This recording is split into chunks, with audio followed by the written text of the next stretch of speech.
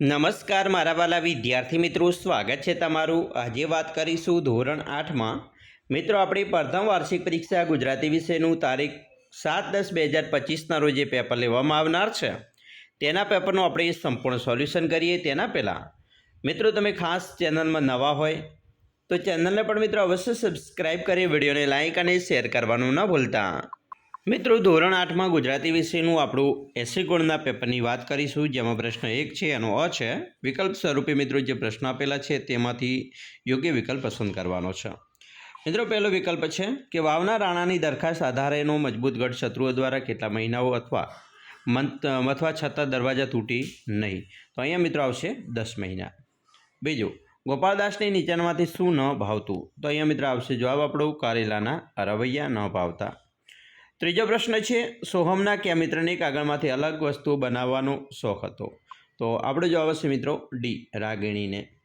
બ મિત્રો અહીંયા ખાલિયા છે તેની પસંદગી કરવાની છે, જેમાં 1 લેખકના ગામમાં ભાડે મળતી સાયકલો ખાલિયા હતી, તો ખખડ ધ્વજ જવાબ આવશે। 2 વિચાર આ પણ હોય તો બીજાનું ન હોવું જોઈએ પરિણામ, બરાબર। આગળ જોઈશું। 3 લેખકે ગામનું ઘર વેચી નાખવા ખાલિયાની સંમતિ લીધી, તો કરડી બાની। 4 ગોપાળદાસ ખાલિયાના ભારે શોખીન હતા, તો મીઠાઈના। એના પછી ક છે વિધાન ખરું છે કે ખોટું, જેની અંદર પહેલું વિધાન છે નાની સાયકલનું 1 કલાકનું ભાડું એક નાનું હતું, તો આ વિધાન ખરું। 2 લેખકને પોતાના દાખલા માટે પોતે ગણેલો જવાબ સ્વીકાર્યા નથી, તો આ વિધાન ખોટું। 3 લેખક તેમનું ગામડાનું ઘર જોવા તેમની બહેનને સાથે લઈ ગયા, તો વિધાન ખોટું। 4 વાવના મહારાજે પાડોશી રાજ્યના સૈનિકોને ડાયરાનો બોલાવો મોકલ્યો નથી, તો આ વિધાન ખરું। એના પછી ડ છે, જેની અંદર નીચેના પ્રશ્નોના ઉત્તર 1-2 વાક્યમાં લખવાના છે। પહેલો પ્રશ્ન છે લેખકના મતે સાયકલ ચલાવતા ખરું પરાક્રમ કયું ગણાતું, તો મિત્રો લેખકના મતે સાયકલ ચલાવતા 2 હાથ હેન્ડલ પરથી લઈ લીધા પછી પણ સાયકલ ચાલતી રહે તેનું ખરું પરાક્રમ ગણાતું। બીજું, રાણાની નિંદ્રા સાથી ઉડી ગઈ, જવાબ પડોશી રાજ્યના સેવકો અને સિપાહીઓ તેમના રાજ્યના ખેડૂતો પાસેથી વેરો લેવા આવી ગયા હતા, જેથી પ્રજાની ચિંતાના કારણે રાણાની નિંદ્રા ઉડી ગઈ। 3 બકોર પટેલને કરેલા પ્રયોગ શરૂ કરવાથી શું ફાયદો થયો, તો બકોર પટેલને કરેલા પ્રયોગ શરૂ કરવાથી તેમના નખમાય રોગ રહ્યો નહીં, એટલે કે નખમાય રોગ નથી રહ્યો, રોગ દૂર થયો છે। મિત્રો પ્રશ્નોના ઉત્તર 2-3 વાક્યમાં લખવાના છે, જેમાં 1 સાયકલ સવારીની ખાટી મીઠી પાઠના લેખકે પોતાની ભાગ્યશાળી શા માટે માને છે, તો મિત્રો લેખકને તેના મામાની સાયકલ ઉપર આગળ બેસીને આખું ગામ ફરવા મળ્યું હતું અને તેમની ઉંમરના મિત્રોમાં સાયકલની સવારી કરી હોય તેવા તે એકમાત્ર વ્યક્તિ હતા, તેથી તેઓ પોતાને ભાગ્યશાળી માને છે। બીજો પ્રશ્ન છોકરાના મનમાં ખોટા જવાબ વિશે શી ગડમથલ ચાલતી હતી, જવાબ છોકરાએ જવાબ લખ્યો અને એ લખેલો જવાબ ફરી ગણી જોયો, જવાબ એનો એ જ આવ્યો, પરંતુ તેમ છતાં ખાતરી કરવા માટે તેણે બાજુના છોકરાને જવાબ પૂછ્યો, બાજુના છોકરાએ અલગ જવાબ આપ્યો, તેથી તેને વિસ્મય થયું। 1 મિનિટ આનાકાની કરી, પરંતુ અંતે બાજુના છોકરાએ આપેલો ખોટો જવાબ તેણે લખી નાખ્યો। 3 ઘર પાઠના લેખકને તેમના ગામનું ઘર વેચવા અંગે વિલંબ કે આનાકાનીનો પ્રશ્ન કેમ નહોતો, જવાબ લેખકને એક દિવસ તેમના ગામનું ઘર ખરીદવા માટે એક ઓફર આવી અને આ ઓફર કરનાર વ્યક્તિ પણ સારો અને ભરોસાપાત્ર હોવાથી લેખકને ઘર વેચવા માટે વિલંબ કે આનાકાનીનો પ્રશ્ન નહોતો। પ્રશ્ન 2નો અ છે, જેમાં મિત્રો નીચેના પ્રશ્નોના વિકલ્પ સ્વરૂપે કેટલાક પ્રશ્નો છે તેની વાત કરીશું, જેમાં પહેલો પ્રશ્ન છે અખંડ ચાલ્યા કરતા જીવન માટે કવિએ કયો શબ્દ ઉપયોગ કર્યો છે, તો બ્રહ્મચીચુડો એવો શબ્દ ઉપયોગ કર્યો છે। બીજો પ્રશ્ન છે માણસ સૂર્યના વંશમાં જન્મેલો હોવાથી તે કેવો તે જણાવો, તો તે પ્રભાવશાળી। 3 નીચેનામાંથી કોણ અંધજનને સમયના સંદેશ આપે છે, તો પવનની લહેરખી। એના પાછી આવશે મિત્રો ખાલિયા છે। ખાલિયાની વાત કરીએ, પહેલી ખાલિયા છે કે ખાલિયાની સરહદથી છટકીને રણજણતું રૂપ લઈ રસળે શિરાત, તો આવશે લોચનની સરહદથી। બીજું તું નવરો નવરે જે વહેજે ખાલિયા ગજા પ્રમાણે, તો કુશરી। 3 ને 2 ડગલે ખાલિયા પડે ભે માણસ છે, તો ખડી પડે। 4 આવ્યા રે અતિથિના તર છોડી એ જી। મિત્રો આગળ વાત કરીશું ખરા ખોટા વિધાન છે, જેની અંદર 1, આપણે ભગવાનના આમંત્રિત મહેમાન છીએ, તો વિધાન ખરું છે. 2, આપણે પરસ્પર મળેલા માનવ પ્રેમનો આદર કરવો જોઈએ, વિધાન ખરું છે. 3, માણસ પોતાના સ્વાર્થ કાજે પાળીઓ થઈને પૂજાય છે, ખોટું છે. 4, અંધજનની આંગળીઓના ટેરવા તેમની આંખોની ગરજ સારે છે, તો આ ખરું વિધાન છે. આગળ જોઈશું મિત્રો ડ છે, જેની અંદર પહેલું છે અષાઢે, તો અષાઢેમાં આવશે મિત્રો ઉષ્ણસ, અને દુનિયા અમારી જવાબ આવશે ભાનુપ્રસાદ પંડ્યા. મિત્રો એક વાક્યમાં જવાબ આપવાના છે, જેમાં પહેલો પ્રશ્ન છે ઈશ્વરે અંધજન પાસેથી શું શું લઈ લીધું છે? તો ઈશ્વરે અંધજન પાસેથી રસ્તે રખડવાનો આનંદ તેમજ ફૂલોના રંગ જોવાની શક્તિ વગેરે લઈ લીધું છે. એના પછી મિત્રો બીજો પ્રશ્ન છે માણસ તન અને મનથી કેવો છે? તો માણસ તનથી પહાડથી પણ મજબૂત અને મનથી મક્કમ છે. 3, અષાઢ શરૂ થતાની સાથે ધરતી પર શું થાય છે? તો અષાઢ શરૂ થતાની સાથે ધરતી પર લીલું ઘાસ ફૂટી નીકળે છે. એના પછી મિત્રો ઈ છે, નીચેના પ્રશ્નના ઉત્તર 2-3 વાક્યમાં લખવાના છે, જેમાં પહેલો પ્રશ્ન છે આ તો ઈશ તણો આવાસ કાવ્યમાં કવિએ જીવનને કેવી રીતે જીવવાનું કહ્યું છે?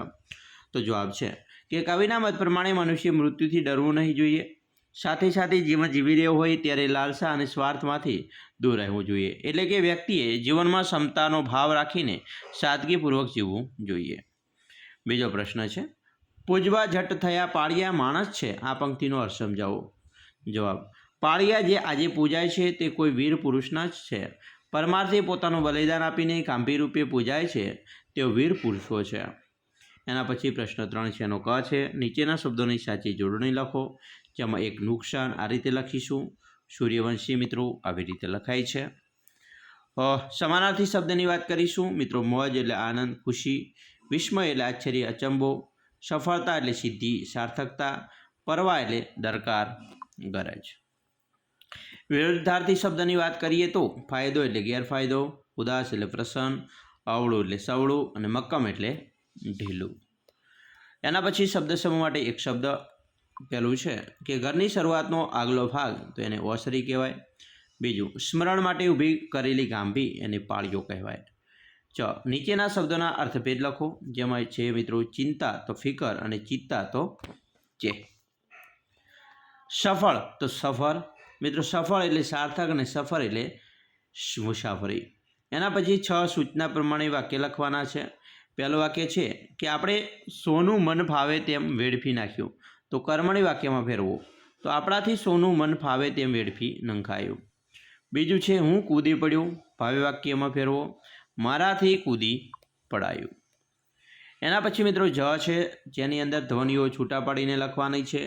મૌલિકતા તો મ વત્તા અ વત્તા ઉ વત્તા લ વત્તા ઈ વત્તા ફ વત્તા અ વત્તા ત વત્તા આ.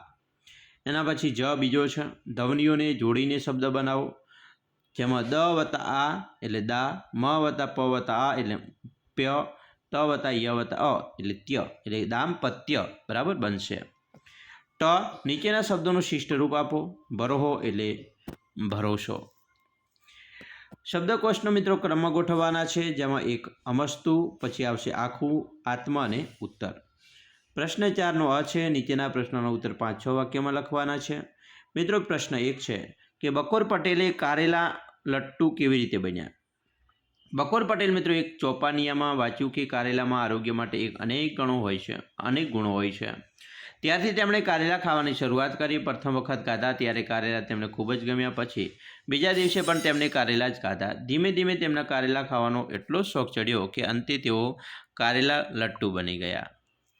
મિત્રો આગળ જોઈશું બ છે, નીચેના રૂઢિપ્રયોગનો અર્થ આપવાનો છે, જેમાં આંખો પહોળી થવી એટલે કે આશ્ચર્ય થવું, જાદુગરના કરિશ્મા જોઈને સૌની આંખો પહોળી થઈ ગઈ. બીજું, મહેનત પાણીમાં જવી એટલે કરેલા પ્રયત્નો નિષ્ફળ જવા, વરસાદના કારણે ખેડૂતની બધી મહેનત પાણીમાં ગઈ. એના પછી મિત્રો ક છે, રવાનુકારી અને દ્વિરૂપ શબ્દો છૂટા પાડો. શમ રવાનુકારી શબ્દ છે, આસપાસ દ્વિરૂપ શબ્દ, ઝીણી દ્વિરૂપ, ટપ રવાનુકારી. એના પછી મિત્રો પ્રશ્ન ડ છે, નીચેની કહેવતનો અર્થ લખો, જેમાં 1 મન હોય તો માળવે જવાય, ઈચ્છા હોય તો બધા કામ થાય. એના પછી જોઈશું ઈ, નીચે આપેલા મુદ્દાના આધારે વાર્તા લખી યોગ્ય શીર્ષક આપો. મિત્રો અહીંયા મુદ્દા આધારિત એક વાર્તા છે. એક રાજા, એશ આરામવાળી જિંદગી, ઊંઘ ના આવી, ચિંતા થવી, અનેક પ્રકારની દવા કરાવી, અનેક વૈદ્યોને બોલાવવા, નિષ્ફળતા, એક વૈદ્યની યુક્તિ, જાદુઈ ગેડી દડો અને દવાની ભૂકી રાજાને આપવા, ગેડી દડાની રમતથી રોગ દૂર થવો, વૈદ્યને ઇનામ અને બોધ. મિત્રો સરસ મજાની વાત અહીંયા આપણને આપી છે. આ વાત આપણે આ રીતે અને યોગ્ય રીતે લખી શકીએ છીએ. મિત્રો અહીંયા બોધ છે કે શારીરિક શ્રમ આરોગ્ય માટે શ્રેષ્ઠ દવા છે. જે જીવનમાં શ્રમ કરે છે તે સ્વસ્થ અને સુખી રહે છે. અને તેનું શીર્ષક આવશે શ્રમનું મહત્ત્વ. પ્રશ્ન 5નો અ છે. નીચે આપેલા પંક્તિઓ સુવાક્યનો વિચાર વિસ્તાર કરો. જેમાં 1, વિદ્યા પુસ્તકમાં અને પર કબજામાં ધન, ભીડ પડે કામ ના આવે એ વિદ્યાને ધન. તો સરસ મજાની મિત્રો અહીંયા કવિએ જે વાત કરી છે બરાબર પુસ્તક વિશે, તો એના વિશે પણ મિત્રો આ રીતે આપણે લખી શકીએ છીએ. બીજો પ્રશ્ન છે, આચાર એ જ પ્રચારનું શ્રેષ્ઠ માધ્યમ છે. તો મિત્રો અહીંયા પણ કોઈ ઉપદેશ ત્યારે જ અસરકારક બને છે જ્યારે તેના જીવનમાં ઉતારવામાં આવે. માત્ર કહેવું સહેલું છે પરંતુ તેને વર્તમાં મૂકવું અઘરું છે. તો એ પણ મિત્રો સરસ મજાની કાવ્ય પંક્તિ આપણે આ રીતે સમજાવી શકીએ. મિત્રો અહીંયા તમને એક નિબંધ પૂછવામાં આવશે, જેમાં ઉનાળાનો બપોર જેવો નિબંધ પૂછી શકે છે. એના માટે આ પ્રકારના નિબંધ તમે મિત્રો તૈયાર કરી શકો છો. બરાબર. મિત્રો સરસ મજાનું અહીંયા આપણું જે પ્રશ્નપત્ર હતું તેનું સોલ્યુશન જોયું. આશા રાખીએ છીએ તમને આપણો આ વિડીયો ખૂબ જ ઉપયોગી નીવડશે. અને ખાસ મિત્રો વિડીયો ગમે હોય તો લાઇક, શેર અને સબસ્ક્રાઈબ કરવાનું પણ ન ભૂલતા.